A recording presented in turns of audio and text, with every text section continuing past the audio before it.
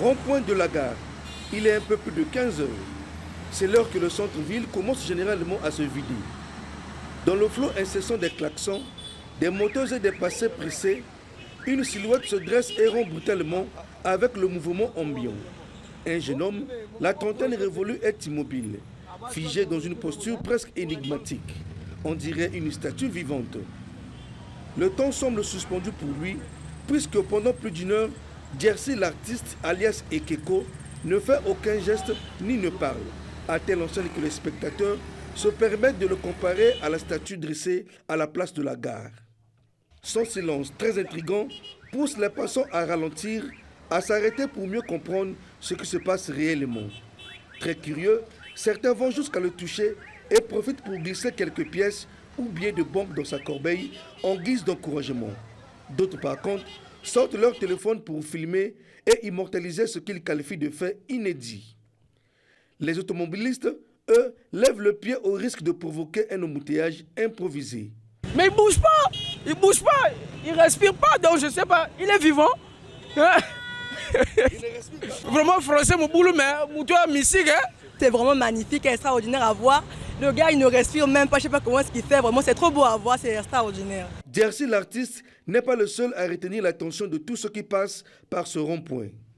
Son copain Assim Bwanga, lui, est un jongleur. Son meilleur ami, c'est le ballon rond. Pied droit, pied gauche, tête et épaules, le jeune jongleur enchaîne des figures avec une aisance déconcertante. Les gestes sont presque précis et chorégraphiés. Le tout sous les encouragements du public. Pas de club ni d'infrastructures sophistiquées, seulement la détermination. Ce passionné de football freestyle considère la rue comme un terrain d'entraînement, un cadre idéal pour exprimer son talent. Moi, je ne peux pas le faire. Beaucoup de gens entre nous ici ne peuvent pas le faire.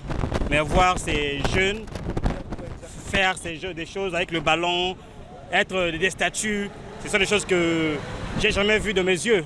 C'est la première fois que je le vois et j'étais ému de ça. Moi, j'ai commencé ça depuis 7 ans. En fait, j'avais le don, mais en fait, je ne faisais pas ça très cool. Mais j'ai eu un gars, il s'appelle Grâce le jongleur, celui qui m'a formé à voir ce niveau-là.